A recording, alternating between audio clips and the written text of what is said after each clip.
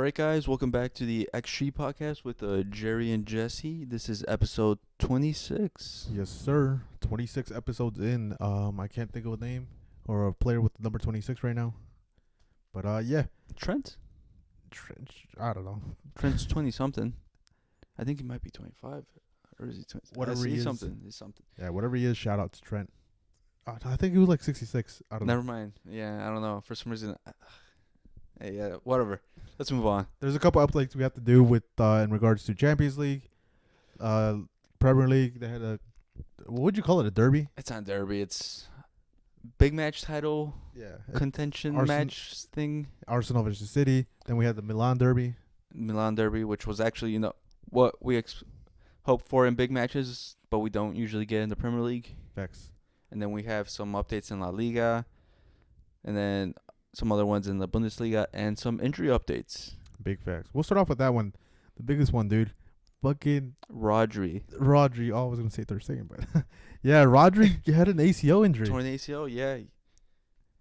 Jesus Christ. And this came right after he was talking about players potentially protesting because of the amount of matches that's going on right now. Mm-hmm. He was Man City's best player last season all year. Yeah, they never lost with him on the pitch. Yeah, and he was crucial for Spain, and he was a forefront player for, like, people saying potential Ballon d'Oro winner. Mm-hmm. And now we're not going to see him for the rest of the year, potentially. Yeah, it's kind of insane. If anything, it's going to motivate him more to do that strike. Yeah. Dude, yeah, he was legit talking about injuries are going to increase more. He gets a fucking season-ending injury. Yeah, I think he's probably going to organize it somehow.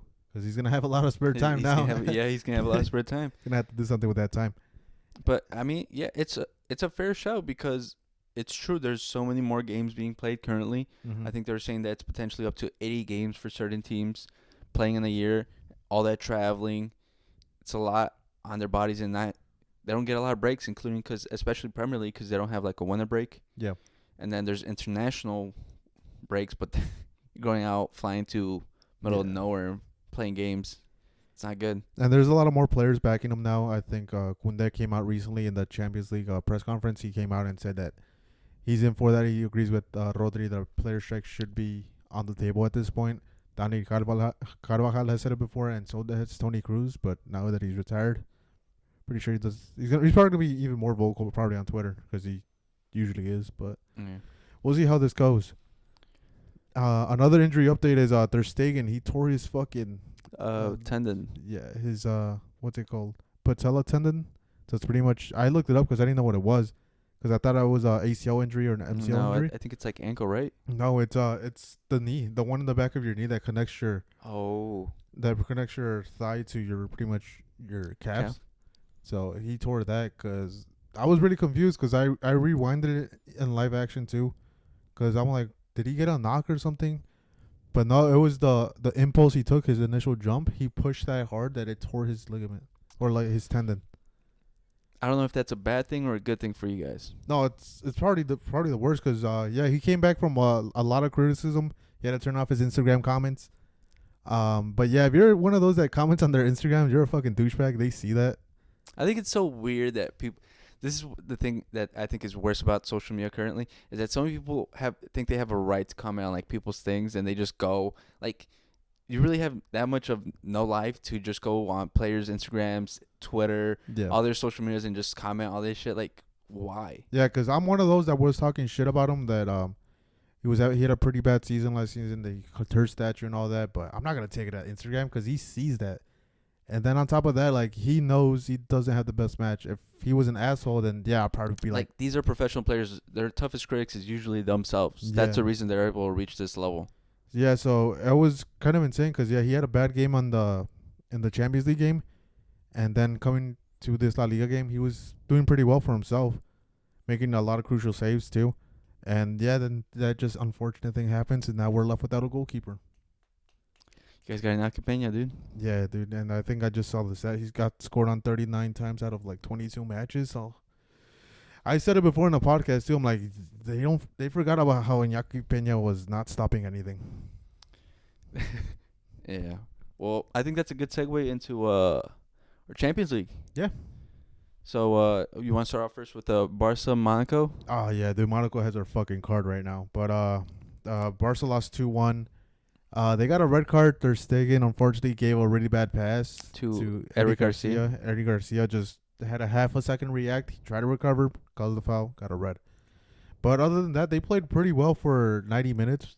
Yeah, because I think even then they didn't score on that chance, but afterwards Monaco scored. And then like 6 minutes after, Yeah, Lamine Yamal scored. yeah, it was just basically him just Yeah, doing magic, scoring. But then afterwards, it's tough to play 90 minutes of 10 versus 11. yeah, they held off pretty well, trying to keep the score sheet pretty clean. They got the second goal when Barca already made the changes, so they got them in a bad time, and they actually did good. What was it? I forgot who it was, but it was the two strikers. They both made runs, and one of them delayed the other one, and that's how they got through. And yeah, just tough situation. But this is 2 years in a row where you're opening Champions League game, you guys get a red card. Yeah. Last year was Araujo, and this year. No, it was Araujo. Yeah. No, last year was the PSG game. That's where he got the red. No, I saw it. It was I saw the thing where Araujo got a red card first game last year. I can't Champions remember. Probably, I'm traumatized, dude. I probably blocked that off, you know.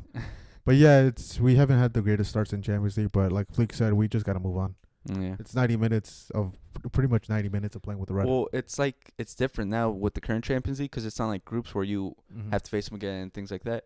Like literally now you just gotta move on from match to match because each year can have different opponents. Yeah, they're gonna face Young Boys next, and then yeah, you can see it's not affecting the group at all because then they came out faced Villarreal away and they won 5-1. So it's a positive if anything.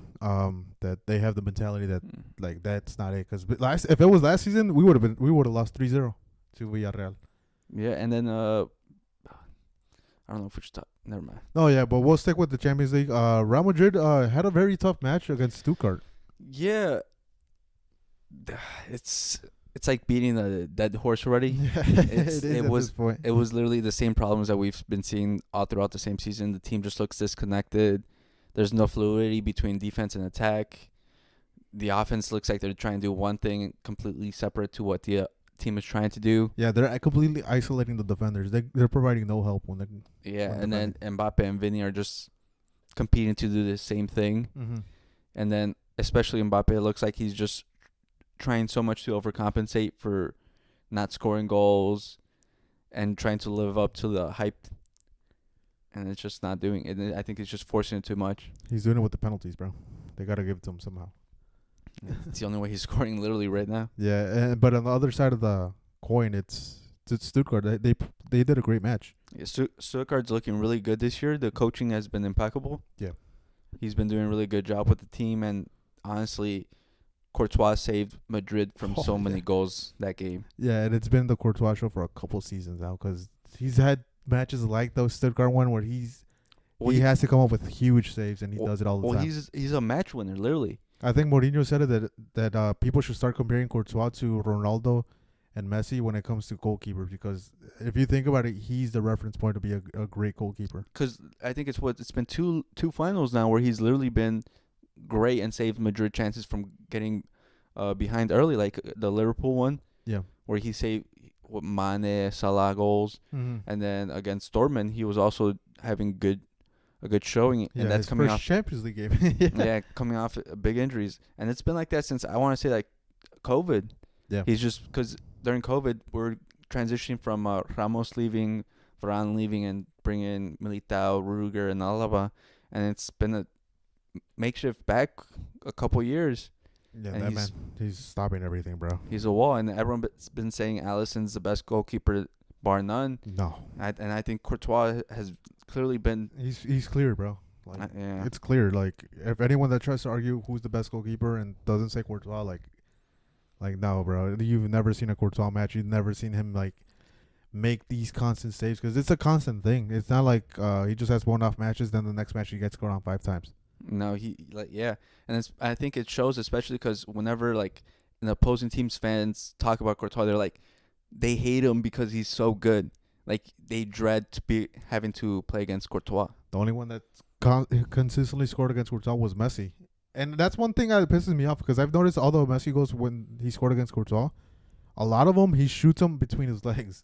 and it's a lot of them, but no one else does that.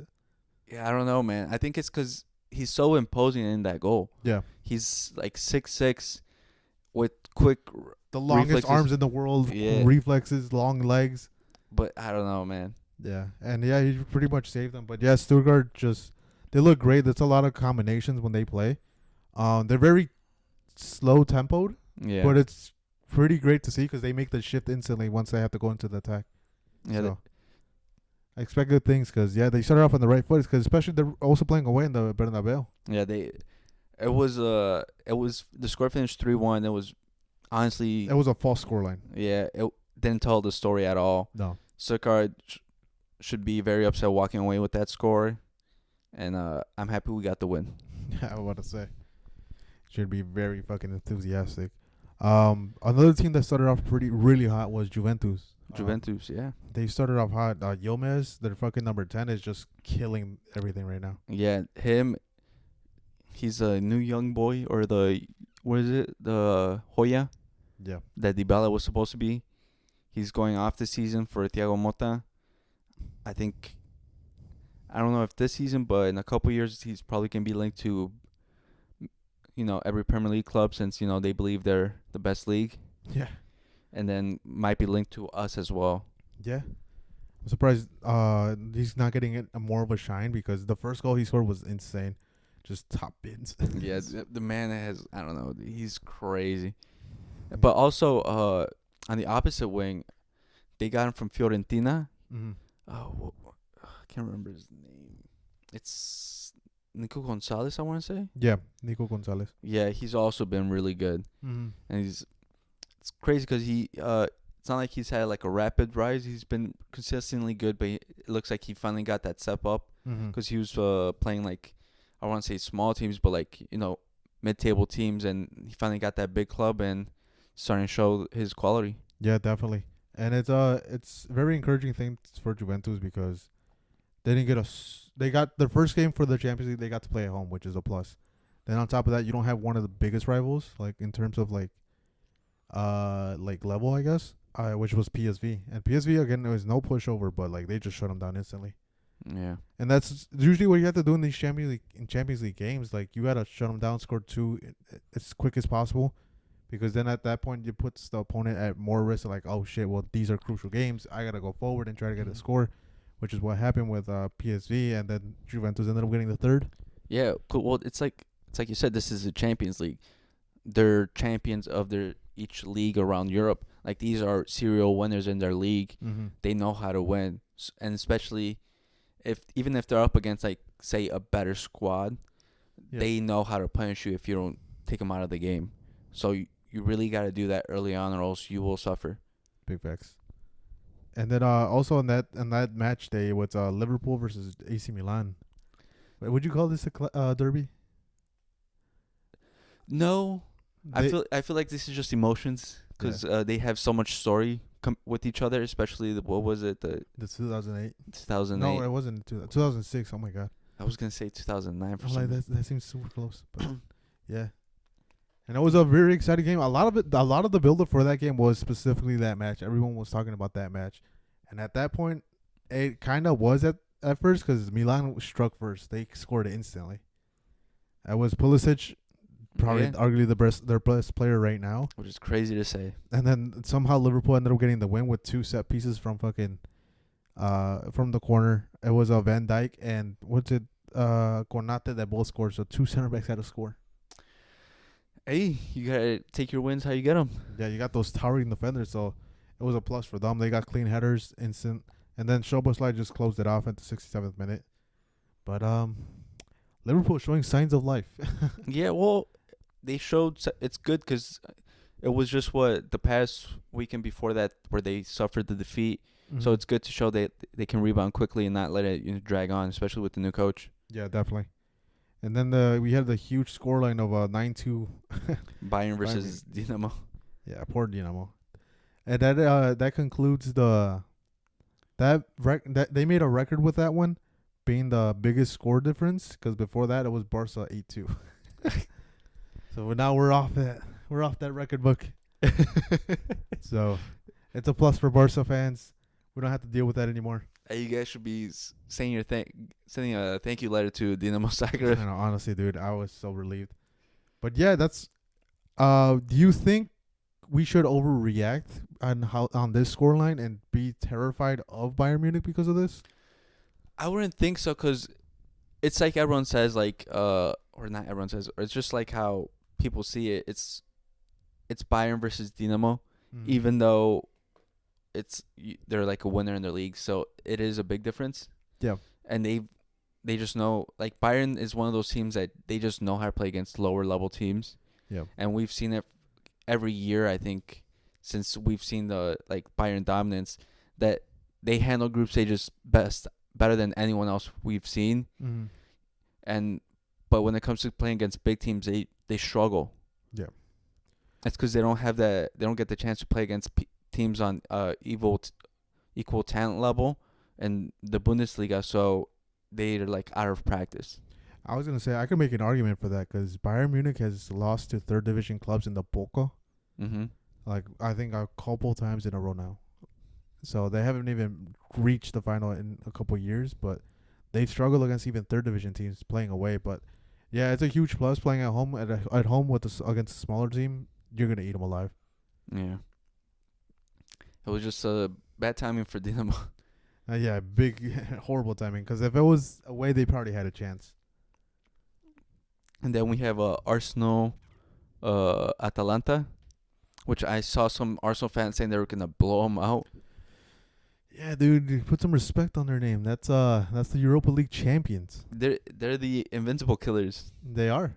They beat Bayern Leverkusen. They did, bro. They should have been terrified, and I knew it going in too because Atalanta was playing at home too. Yeah, and they were dominant throughout the game. Yeah, they could have easily came up with the win, but Raya came up with a huge moment where he saved the penalty and then made another save on Yeah, top of that. So I think he was awarded man of the match, and rightly so, because he saved them throughout the game. Because Atalanta had control the entire time. yeah, second half. Well, yeah, we know Arsenal not really showing up in second halves, and second half Atalanta was trying to take advantage of that. Yeah, So big ups on Atalanta. Keep on the lookout for them. Celtic, another huge surprise. They made a huge win, 5-1. I think they're gonna be a really good home team when it comes to Champions League. Away team, I think they'll probably struggle. But yeah, yeah, and then Man City Inter. It was that. it's more or less the what was it? Oh my God, was it a final or was it a semifinal? It was when they won the treble. Oh, Man City, right? Yeah, Yeah, it was more or less of that kind of game. You know, it was it was little moments of like brilliance, and then the rest of the game was, you might as well just change the channel. I think the most exciting part of that game was Inter on the counterattacks. It was pretty fun watching them, and you saw it was very dangerous. Just couldn't take advantage of it. But yeah, it was more or less like I expected this kind of scoreline, not too many goals, especially since one team holds possession a lot, the other team loves low block and counters. So it's what I expected. Yeah, And then one of the biggest ones was PSG versus Girona. I thought PSG was gonna kill well, Girona recently has been showing signs of life. them. Because in the beginning of the season, looked like they were really struggling. Their team wasn't like looking like how they did last year, and I think that's to be expected since they had so much squad turnover. Yeah. And then there's not the same quality as there was last year, you could say. And now they're starting to, like, I think Michel is really drilling the team really good right now, and they're starting to look glimpses of last year. Yeah, and they were trying to hold out for that 0-0 and try to come up with at least a point. Sadly, they couldn't because 90th minute, Nuno Mendes, I want to say it was more of a cross than a shot, but yeah, it goes in between the goalie's legs and Gazzaniga couldn't grab it. It was just a blunder, if anything, but still, it's a huge accomplishment for Girona, their first Champions League match. I was expecting them to get destroyed. Yeah, I think it's a positive that they can walk away with, get some confidence from it. Be like, PSG, who's been looking like really good, and it's probably like one of the favorites for the tournament, and they gave them a fight. Yeah, they gave them a huge fight. And then it gives you more confidence going into the next match, knowing it's going to be at home. So Girona has a chance to get points there. But yeah, I'm telling you, it's a huge result, especially going to Parc des Princes. It's nothing to overlook and be like, oh well, PSG was going to win, but no. In reality, PSG should have won by more, and that should be a huge disappointment for PSG. But again, it's Champions League. You'll take the points wherever you can. Yeah. Especially now, because you don't want to play those 2 extra games. No, you don't. And anything for the Thursday matches? We already went over the Barca one. Thursday, we already won. All Leverkusen scoring 4 against Feyenoord at away. In the first half, they scored 4 goals in the first half. Yeah, Leverkusen, they have been kind of rocky this season. Yeah, definitely. And it looked like they're similarly riding the ship. Yeah. So we still got to see how it turns out because it seems like the team's still sort of distracted. Mm-hmm. I don't know if it's championship hangover or what, but see if they can steady themselves through midseason because it's for I think every team it's gonna become packed in their schedules. Yeah, definitely. But I liked what I saw. Boniface gave us that beautiful like fake shot pass, which was pretty cool for Frimpong, and then gives it to the left back, and to finish it, it was pretty amazing. I think Leverkusen is definitely going to be a threat this whole Champions League campaign, and they're proving it playing away. On the other side of the matches was Atletico Madrid versus Leipzig. Sesko scored instantly, so I pretty much threw away all of Diego Simeone's like game plan because I'm pretty sure they didn't expect to be down by 1 goal instantly. Did they respond pretty quickly? Yeah, they responded within 20 minutes. With the Griezmann. And then I feel like this was finally the start of like seeing the Atletico Madrid that we expected, because to start the season we both had them as favorites, even though we didn't pick them to win. We just biased, but we're starting to see the team starting to click. Gallagher's finally starting to get integrated into the team. Yeah. Alvarez is starting to look like the player that was expected, and the talent and effort from the team is starting to show. Yeah, definitely. They got a 90th minute winner, so it gives you even more confidence going into the next match. And yeah, again, we'll go over it in La Liga, but they're just getting a good string of matches together, and that's what you need right now in like these kind of games. You just need constant win after win after win. But I will say Sesko, he's looking really good. So who do you think he goes to? Not Arsenal. I don't know. Liverpool's in need of a striker, to be honest. There's a lot of teams. I think he'll make a good move. Premier League, probably, just because it's money. It's money, yeah. Not the best league, but you get money. Maybe Chelsea. Maybe Chelsea. Exactly. You never know. But yeah, that was pretty much the Champions League. Any huge surprises? I think the biggest one was Monaco Barca. Mm-hmm. I think everyone expected them to cruise through them and have an easy match, but the red card really spoiled it for them. Big facts. But besides that, I don't think there was too much upsets besides that. Mm-hmm. Because I want to say Atalanta, Arsenal, because a lot of people did have Arsenal winning, but that just ended in a draw, so I wouldn't call it an upset. And every other result was sort of expected, even though they don't tell the story. Yeah. Right. We're gonna get into the few crucial matches. We're gonna talk about some teams. When it comes to the Premier League, Chelsea. We're talking shit about them for a while, but somehow they're doing all right. They're doing all right. Let's not overreact, guys. I want everyone to know I am completely biased in this because I have a bet going on. And I want everyone to know that I want Chelsea to fall.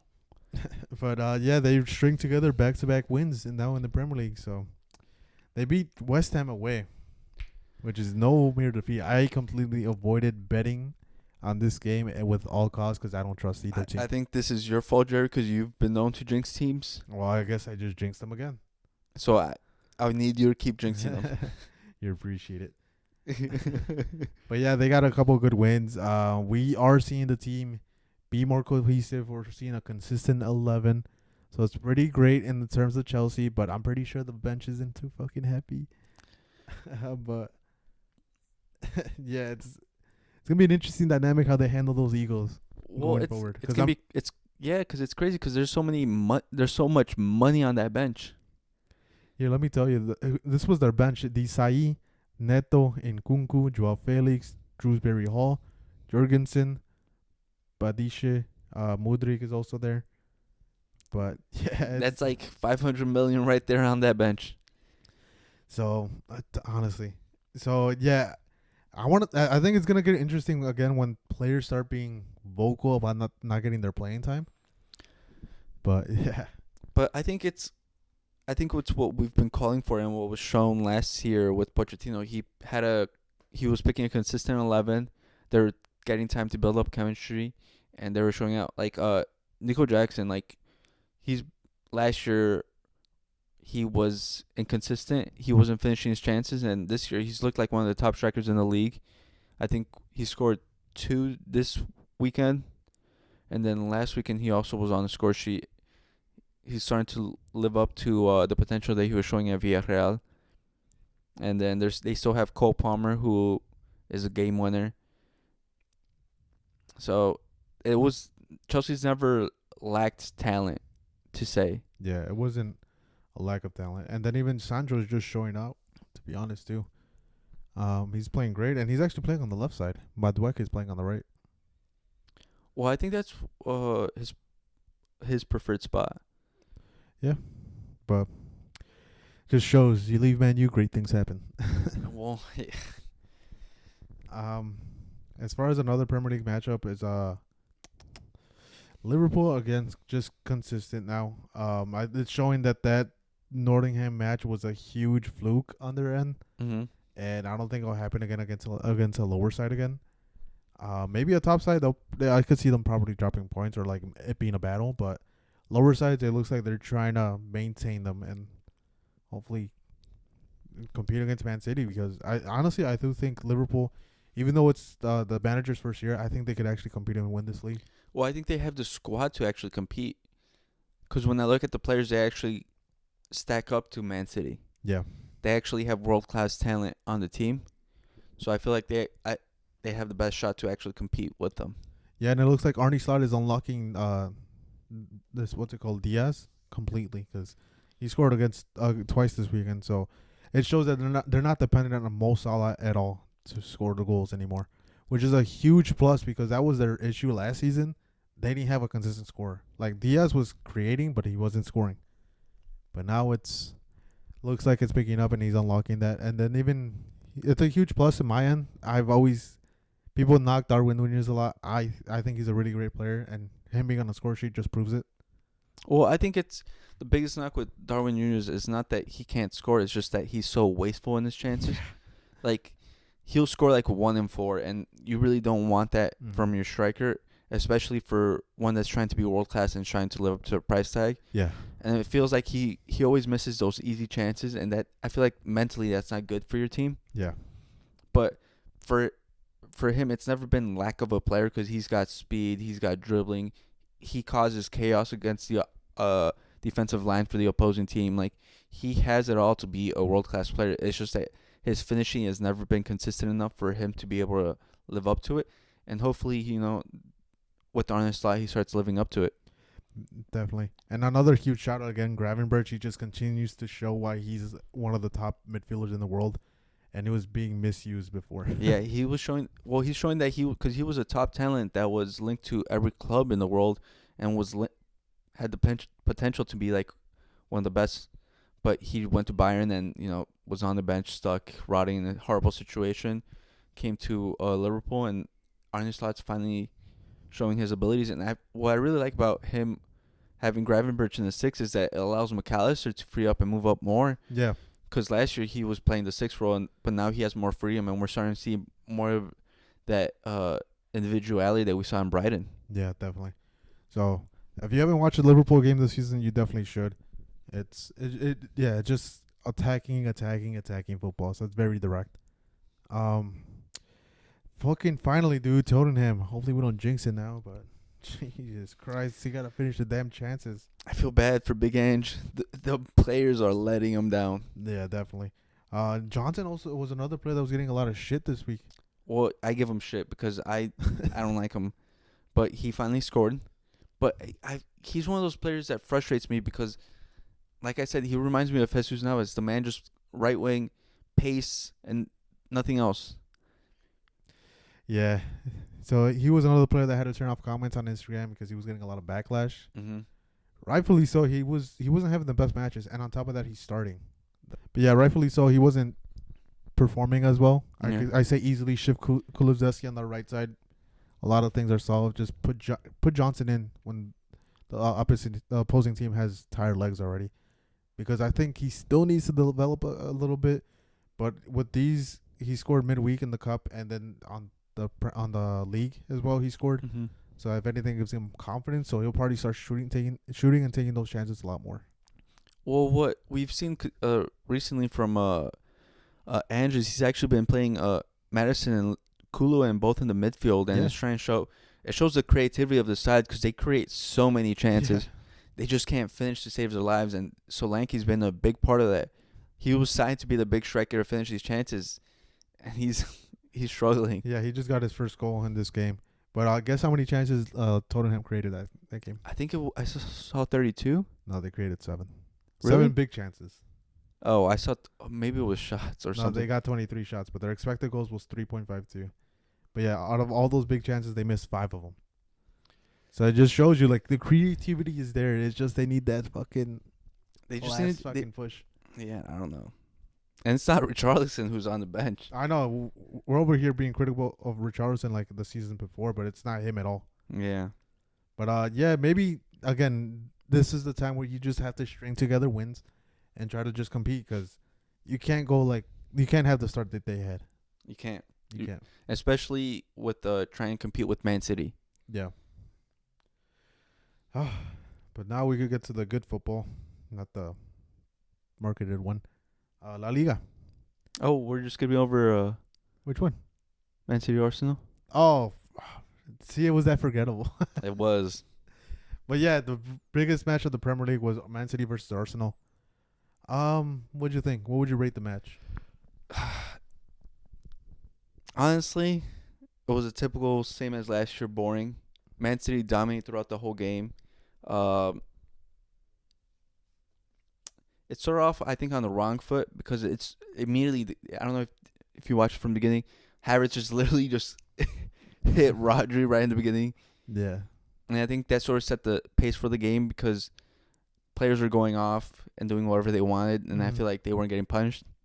And so Trossard, like at halftime, he's like right before halftime, he decided to get a second yellow for no reason. It was such a dumb mistake.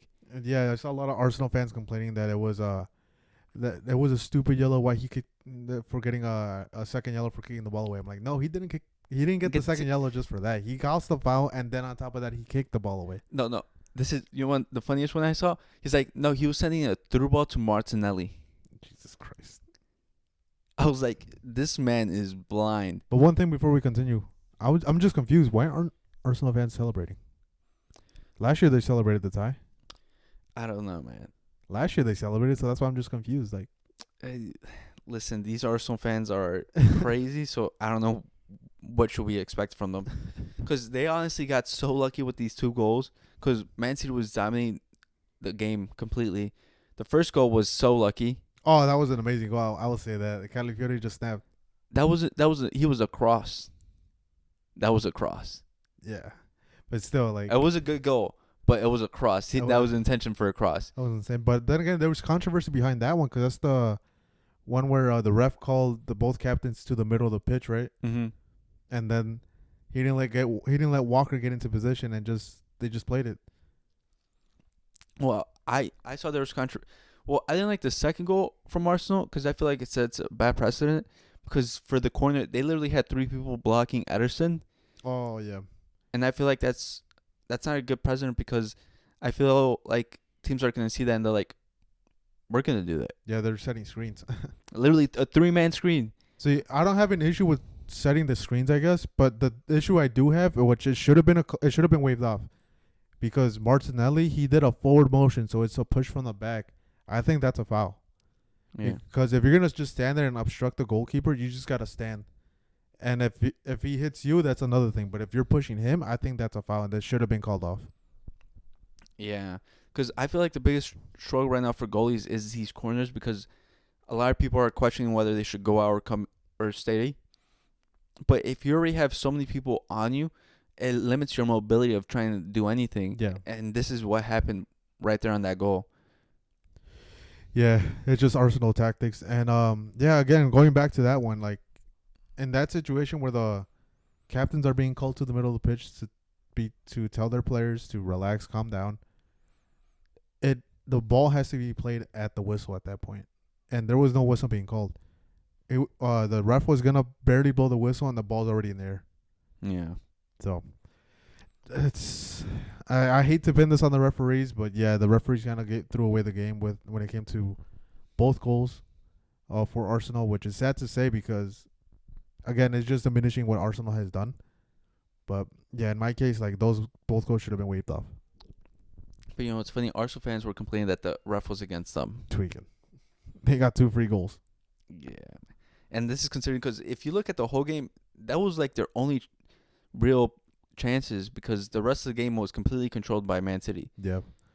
And it shows a lot about Arsenal too. Like they brag about this fluid football, this and that, but in the end it's like they just do these kind of tactics where they waste a lot of time. I think it was an average of 48 seconds for Raya to do a goal kick. So in total he wasted 12 minutes that game.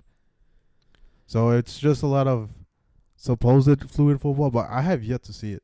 Like when it comes to these big matches, at that point, like when it's those big matches, they're just trying to survive and try to get any points. Well, it's what we've seen whenever they play against Man City. They play these defensive football, and people are just calling it a masterclass tactical genius. I'm like, oh, so you play as a bottom team, park the bus, and you get a draw, and you're called a genius? That's what I criticize Madrid for a lot because they have like this like $1 billion squad, but they defend. But at least they go out for the win. That's the difference. Yeah. So, yeah, Arsenal is just getting on my nerve. And also, did Saka play? I did not see him. No, I did not see him. None of the forward line played. You saw at the ending, they're all fighting. Yeah, they're all fighting. Do Haaland through the ball like Gabriel said at the I know. I thought I was the only one that saw it because I saw it happen. Like, this guy just threw the fucking ball at his head. I'm like, thank God, bro. Someone had to do it. It was hilarious. And then, yeah, at the end, Haaland went to Arteta and told him, stay humble. Stay humble. And then Gabriel Jesus got in his face. Yeah, he called him a clown. So, yeah, it's funny as fuck. I mean, I think even that, what's it called? What's his name? Bernardo Silva came out and did a press. And they said, how would you compare these matches against Liverpool? Is like, no, with our matches with Liverpool was actually competing for the matches. Yeah, people are saying that this rivalry is better than Liverpool. I'm like, how is this a rivalry? With Liverpool, they actually won matches. Mm-hmm. They actually competed against them. The squads were actually comparable, and the games were actually amazing to watch. And I even say this, like, Man U hasn't been great in years, but when they face Man City, they play great. Yeah. It's just Arsenal is the one that has the very small club mentality, and they think they're making these great matches, but in reality, they're not. Yeah. You know what sucks, too? At work, they think I'm an Arsenal fan. Because I'm like, they know I'm a Barca fan, and I'm like, no, yeah, my club's Barca. Like, I'm a huge Barca fan. Like, that's my team.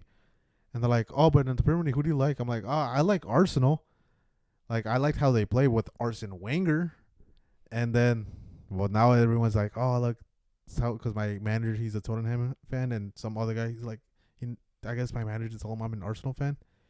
He's like, oh, tell him that London is red. I'm like, I guess this guy told me to tell you London is red. But he knows my manager at least knows that I'm not a huge Arsenal fan like that. Because he even asked me, he's like, oh, are you mad about the thing? I'm like, no, I legit told you how the league was going to go, that they were going to lose at the end of the season. I'm like, I'm not mad. And he's like, and I even told him that I'm starting to hate Arsenal because of how the fans are acting. They think they won, but they have yet to win something. They've won one trophy, and that's it. That was an FA Cup 4 years ago? Yeah, when Arteta first took over. So I'm like, dude, this is pissing me off. It's making me look bad. Like, I'm not delusional like that. If someone said I was a Premier League fan of any club, I would feel insulted. Just tell me I have no ball knowledge. And if anything, I'd say I'm more of a Man City fan because I've always liked Mario Balotelli when he was there. Yeah. I thought you were gonna say because of Pep. No, well, Pep is great too. Like, don't get me wrong, but at some points I do get frustrated with it because he's so stuck in his philosophy. Sometimes I wish he just played direct. Yeah. Well, before we move on to La Liga, real football, Man U tied with Crystal Palace, and that's all we will say because they don't deserve more. That was expected, to be honest. Crystal Palace is a good team at home. Yeah. So. La Liga. I just hate real quick about this thing. I hate that people keep comparing Garnacho to Lamine Yamal. Like, it's the stupidest thing in the world. I keep seeing this fucking graphic that they have the same amount of goals and assists this season. I'm like, who the fuck? Like, compare the teams that they did it against. Like, oh my God. I'm stumbling so much because this is just a stupid ass argument. Like, Lamine Yamal is being considered one of the best players in the world. And Garnacho, like, what? I have yet to hear his fucking name when I watch the matches. Dude, I can't consider Garnacho a real player until he comes up with his own celebration. Yeah. The man keeps on doing Ronaldo Yeah, celebration. that man's a dick rider, bro. That's all he is. I can't wait. It was just like, oh my God, it pissed me off. But yeah, let's continue because La Liga. La Liga. Barca remains perfect, dude. Let's fucking go. The player you guys saw from Girona looks really good. Who? Pablo Torre. Oh, Pablo Torre. Yeah, he was a ex-Barca player. He was on loan at Girona. Oh, it wasn't him. Who was the one? Victor. Huh? Now, Pau Victor. Oh, there you go. Yeah, he came on in the second half too. He looked decent, but yeah, it was a Pablo Torre show, and he was fucking amazing. Yeah, he looks really good. It was his time to shine, and I knew his quality too. He was just never given an opportunity, but now, more games, he's given that opportunity, and he got what assist and a goal. Yeah. So yeah. He looks really good. We're just pumping out players, dude.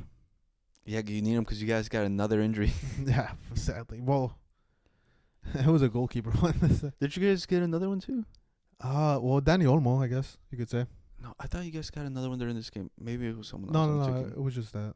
Yeah, but let's hope let's hopefully you guys stop getting injuries, man. I don't think, please, bro. But yeah, we're supposed to get Gavi soon. I think probably next match we got Ansu Fati back. De Jong, he's shooting between the Alaves and the Bayern Munich match. So we have 3 players coming back. Araujo, Christensen, not till next season, sadly. Oh, not next season, but start of the next year. Start of the next year. But now Barca just La Liga is ours, dude. We're gonna dominate. I don't know. We'll see. Well, yeah, we'll see because you guys keep getting fucking. You guys have more penalties than fucking matches. We'll see, Jerry. We'll see. We're ramping up. But yeah, Barca's just doing a lot of great things because it's a Villarreal team that's undefeated. They have yet to take a loss, and we handed them their first one with playing away in the Madrigal, which is not easy. Yeah, ugly stadium, I gotta say. It's not the best. It's a lot of yellow. It's a lot of yellow. A lot of yellow. What I do like about it, it kind of gives me that Coliseum look, which I fuck with. I don't mind the structure or anything about it. It's just too much yellow. You're an America fan, dude. Yeah, but there's yellow and blue. It's our last name too, El Madrigal. Literally change the color. Change our name. Change the color. That's all I gotta say, dude. It's too much yellow. But what do you see in this Barca side, Josie? What do I see? I want to say it's just the youth movement. I want to say, and it's being used really well by Hansi Flick. You guys have a lot of young players, and I feel like they're the ones that really are carrying the heavy load. Lewandowski's, I feel like he has a semi-revival. Yeah. I want to say, because last year he was really bad. Yeah. I don't care what Barca fans say, he was bad. Oh, I've been saying he's bad. Some were saying he was good, but you know, he's playing better now. I feel like he's not as dropping as back as he was before. Yeah. He's finally staying in the box where he should be. Yeah. But there's still like times what's your biggest question mark? Well, Ferran Torres is still getting playing time. No, he didn't get playing time this. He came into the sub. I forgot. That's how you know how bad it was. I forgot. Yeah, the man still gets playing time. Now with the goalie situation, it's gonna be. We'll see how it works out because I know you guys have been linked with Keylor Navas and a bunch of other goalies. I just want to say, Keylor Navas, if you go and play for Barcelona, you are dead to me.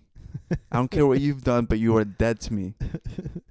Yeah, that's crazy, dude. You're 3-time Champions League winner goalkeeper. I will throw you a pig head. I will fly over there and throw you a pig head. But pretty crazy.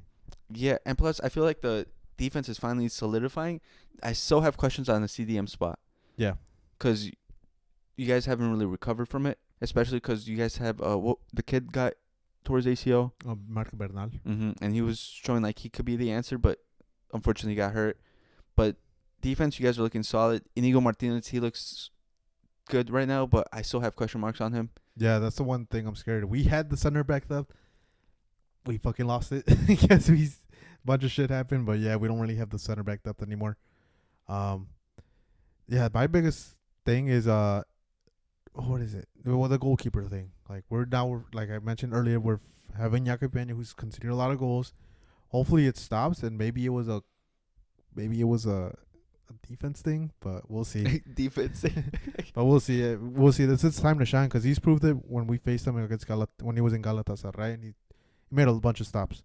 But yeah, we'll see what happens with the goalkeeper situation too. I don't. You know what? One thing I wish De Gea was still available.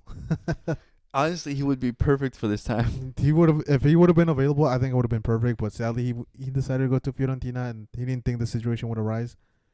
But yeah. But another thing is Lewandowski missed his hat trick opportunity, missed the pen, and I had a feeling too. I'm like, I think he's gonna miss, and he did. Good thing. Yeah, but you want to talk about your Madrid, dude? Madrid, honestly, I gotta say, one of the better performances of this year. By the ref.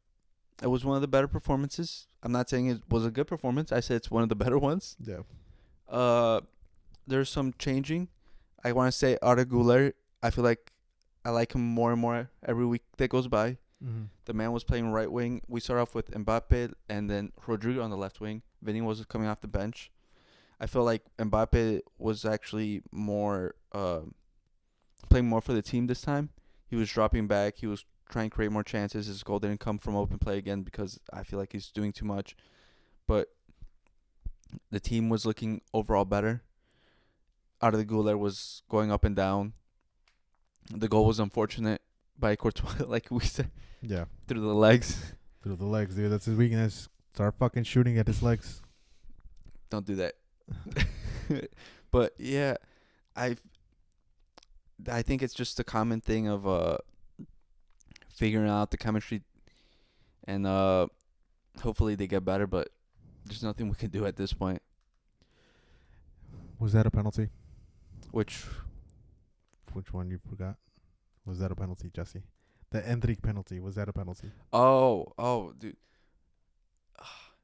Yeah. How? In what world? Because he let the play carry on.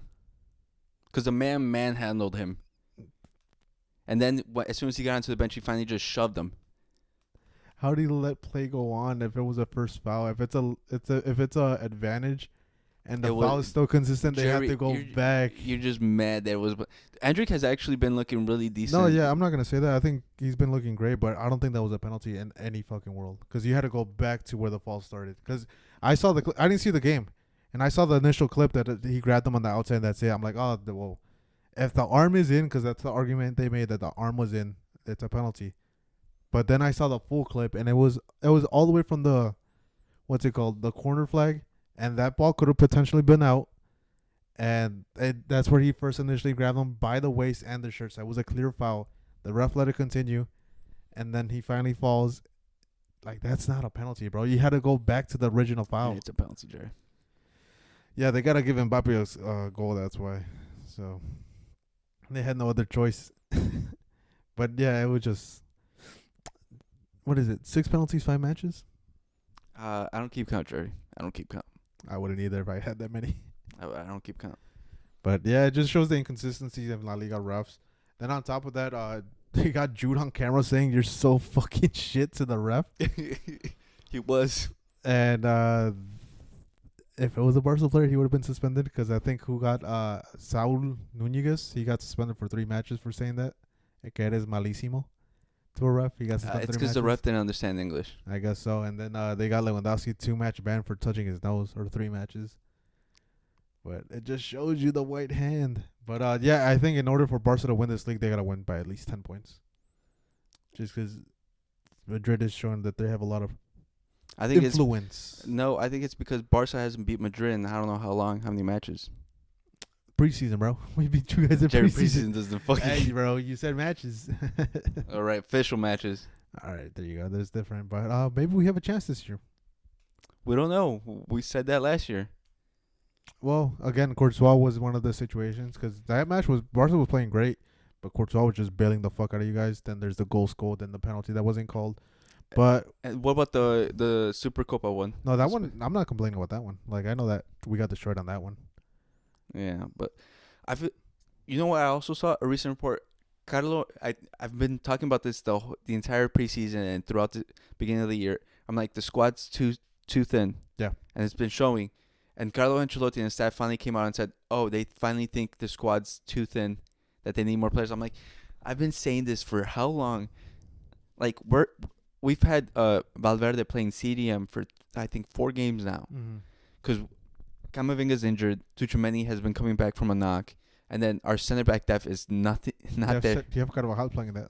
Yeah, I think I mentioned. I sent it to you. I'm like, Carvajal's playing center back. Like that's how crazy it is. And midfield, same as spot, because apparently he doesn't like Danny Ceballos because he's not giving him any game time. Jesus Christ, yeah. And then our youth team is not there for. Yeah, you guys don't really develop players like that. They develop more on loan.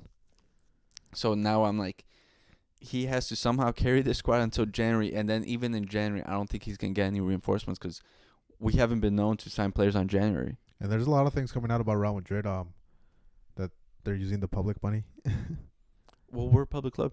We're owned by the members. Yeah, but apparently they're using a lot of the taxpayers' dollars, which we'll see if it develops into anything more. But I doubt it. Again, Madrid is a powerful club. They have a lot of powerful people in there. I don't think anything goes further than that. I'm proud. If anything, I'm jealous of it because you guys get to slip through the limelight like nothing happened. But yeah, I don't think they really have that much money to spend like that. If anything, they're gonna probably try to sign someone on a free. Matt Hummels again. I'm saying Matt Hummels is fucking jobless. He should have his job.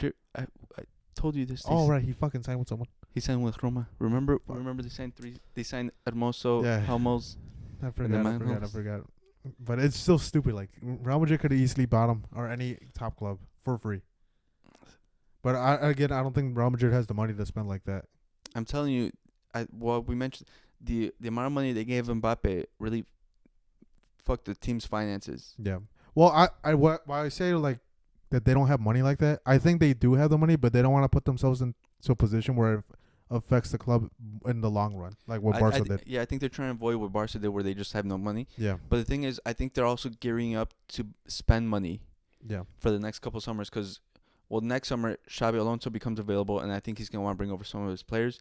Because I know we've been linked to Florian Wirtz, and that's gonna be $100 million deal, not including his wages. And then who else? Who knows what else? You need a right back. You probably need a new goalie coming up. Left back.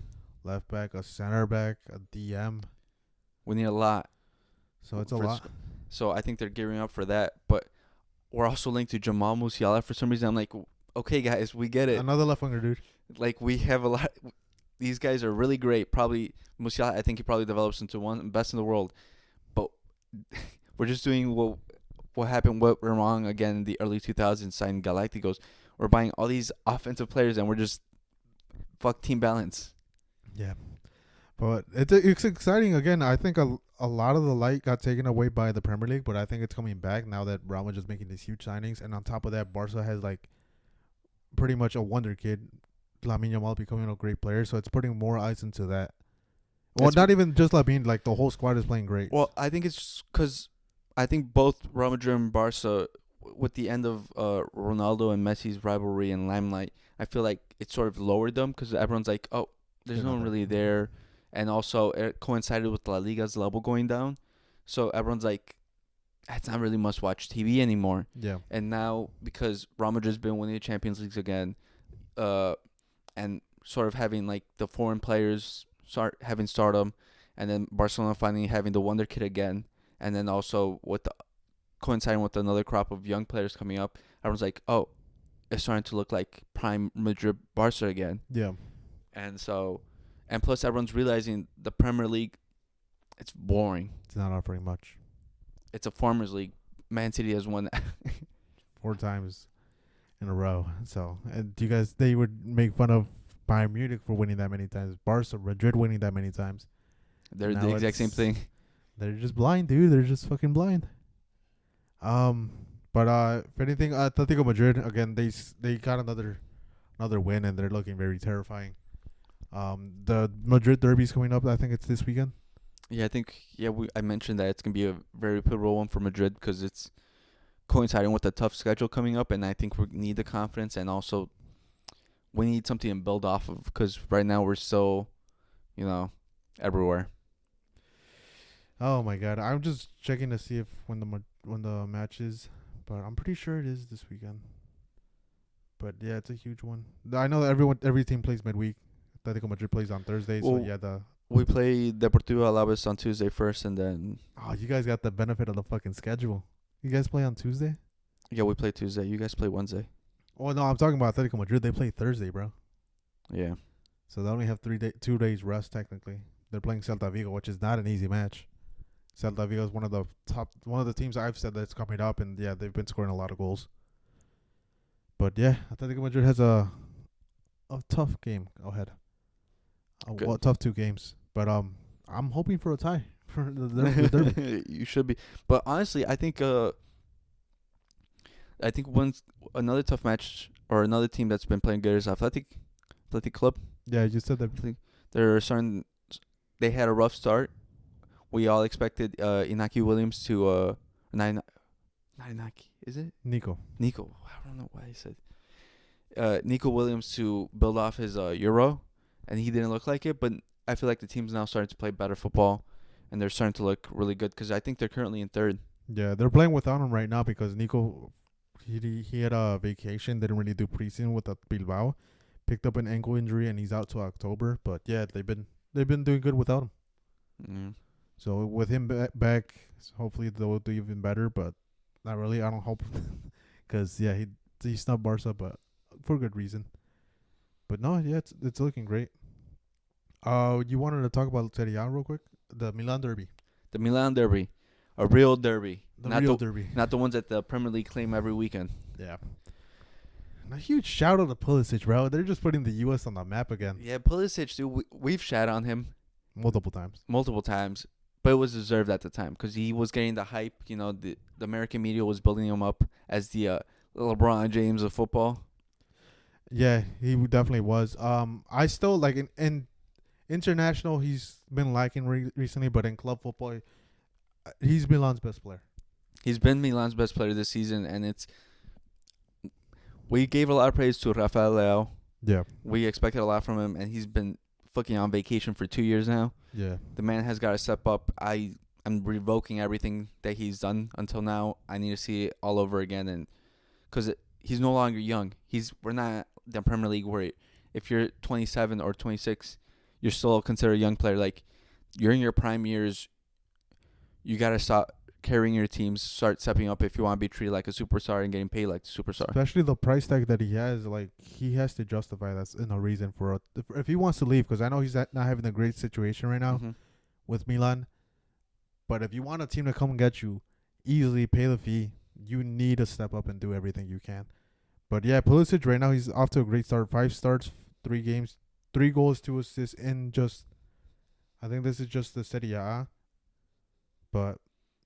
And he got a goal in the Champions League as well. But yeah, he's looking great. Like it's such an underrated signing from Chelsea, and it was a great move too by him. Like he could have easily been like, no, I have an ego, let me go to a bigger club. Yeah, and it could have been a team where like they paid him more. He could stay in the Premier League where he could have gotten better wages. Yeah. But instead he's like, no, I'm going to AC Milan, and he's playing really good football. Yeah, right now I think he's unmovable. If they bench him for whatever reason, the coach is stupid. But in no world is he gonna bench him. And I think this win against Inter, where they finished 2-1, came at a good time because Paulo Fonseca was under fire because they've had bad strings of results, and a derby win fixes everything. Fixes everything. Yeah. Napoli and Juventus played, but before that, I gotta give another quick shout out to their CM Genders. Yeah, the one from the Netherlands. Yeah, because he's been I think, their best midfielder this year, and he's been playing really good. He had a great Euro too. Yeah. So yeah, he's been doing good. Juventus and Juventus and Napoli played each other this weekend. Yep. They tied 0-0. It's one thing I was telling Jesse about, that Juventus plays great against slower sides, but when it comes to the big sides, it looks like they can't quite get it there and try to edge out the win. But no, it'll come with time. I'm not worried about it right now. If anything, in the second part of the season, they'll probably start getting those big wins. Right now, let's just get a couple wins against the smaller clubs, start getting confidence, and prioritize the Champions League a little bit. Well, it's like we said, Thiago Motta's in his first year, so he's still developing the team, and I feel like they've had bad mentality. So I think he's trying to develop that right now currently, and like we said, it's still a young team. Mm-hmm. So I feel like I'll do probably by the end of the season. Hopefully, they develop that and are able to, not shy away from the big clubs. Yep. Other news, dude. Someone got fired already. Yeah, you texted me if he was gonna be the first firing of the season, and he. Yeah. Fucking De Rossi got fired instantly after 3 matches. Was it justified, Jesse? I don't know, but then again, I feel like Roma has been quick on the firing because even last year they've they fired. I can't remember who was it. Mourinho, and then installed Totti, and then they instantly upturned in performance. Gave him a 3-year contract, and then gave him 3 matches to prove himself, and got fired. And plus, they had a lot of squad turnover, so I think it was stupid firing him this early. Like, dude, give him time. Like, what the fuck? Not even Tottenham did this. Like, you just gave him a 3-year deal. Now you gotta have to go find another manager. Who's the interim manager? But it was just stupid, to be honest. They need to give him time. Like, obviously, he only has 1 point out of the 3 matches that he played. Juric? Yeah. But even then, that interim coach, they're going to give him a contract and fire him if he gets 3 bad matches. I think it was just stupid. It was a very stupid move by the board. Because then at that point, like what's it called? Dybala stayed there for, not Totti, for Rossi. Mm-hmm. And now he's not there. So it's like, fuck, more than likely you're going to lose him in the January transfer window. Well, I think it looks better on the squad or the players that joined because of Totti. Yeah. Because a lot of players did join because Doiberg from Girona joined. Like, he joined and he's like, what kind of situation did I just fucking get into? Yeah. Because he was like, I was in Girona, we're playing Champions League football. I was in a good situation. I came here because of the project, and now it's gone. Hummel signed. Mario Hermoso signed. It was just the stupidest thing ever. Like, I don't know. I don't know if they had this pre-planned. They were already very doubtful of Totti if he said something. But I don't know. It was just a very bad situation with Roma. I don't think they're going to even make top 4 after this. Yeah, I think we were saying it's becoming a lot of owners and teams are becoming really quick trigger on coaches because they feel like they could just get anyone. Mm-hmm. And I feel like it's becoming a problem. Yeah.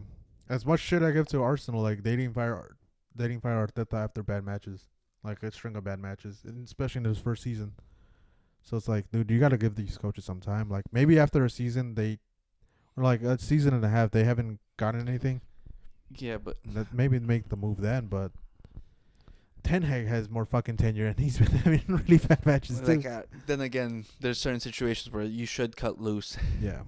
But yeah, it doesn't make sense. But what can we do about it? Hopefully, Totti comes back and proves them wrong. Totti. De Rossi. Yeah, I keep wanting to say Totti too. I don't know why I keep saying. Yeah, De Rossi comes back and proves them wrong. But anything else? Seria, Como and their match got suspended because of rain. I saw that right now. Atalanta. Besides that, I think that's it. Hey, Como got a good result at the end. A loss is no loss. No loss is not loss. But Bundesliga, Stuttgart proving again that they're a great team. 5-1 to Dortmund. I expect this from Dortmund, to be honest. I didn't think they would be in a hot hand with what they've been doing recently. Mm-hmm. But yeah, I expected them to lose a couple of matches, but I didn't expect Stuttgart to be dismantling them like they did. You think this should be worrying time for Nuri Sahin as a new coach? No, or you think they give him time? No, they're going to give him time. They're not going to give him the Roma treatment at all. Jamar Chase just got a touchdown. My bad. We both saw that. We have the Washington and the Bengals game on right now, and I need Jamar Chase not to score a touchdown. But it's okay. Kincaid scored a touchdown. I got the notification. Yeah, I saw that. I'm upset. Don't be upset, dude. To be happy. What do you mean? I need my wide receiver to get the touchdown instead. But Yeah. Anything else? Bayern Munich won their game, of course. They're just facing lower Um, sides. the Leverkusen Wolfsburg game. Cinema. Oh yeah, that was just back and forth. Every time I check my phone, goal the Go. Wolfsburg, goal Leverkusen. I gotta say, Wolfsburg is proven to be one of the most entertaining sides of this year because this is the second game where they've had a really good match. Because the first one with Bayern, and now with Leverkusen, they're showing out to be not defensively sound, but offensively really good. And I Yeah. think they can be one of the most entertaining sides this year. See, dude, I told you it's their kit. You were talking shit about their kit, but it's I their said kit. so shit kit. It's little shit kit. Doesn't mean that it doesn't change anything. But that's all I got personally. I think that's all for this week. Yeah, we'll come up with another episode next week. More football, midweek games, weekend games, derby next week as well. Also, if there's any recommendations or suggestions for us to do any type of content, let us know in the comments. Also, I saw someone commented about me cutting my hair. I miss my hair too. Let's move on. You got fans out there. Anything else? No, shout out Irving. I think he watches all the episodes religiously whenever he can. Yeah, a real fan. Yeah, he has notifications on, not like Robert. Yeah, dude. What the hell? So don't forget to put that bell on, subscribe, like, Comment. send this to a friend. Yeah, share it. If you what's the curse thing that if you don't share it to 10 people, you're gonna get cursed. Jesus. Yeah, your club's gonna fire your manager. Your club is gonna sign 10 Hag. 10. Yo, wow. You're gonna have 10 Hag in your club. But yeah, thanks guys. Peace. Peace.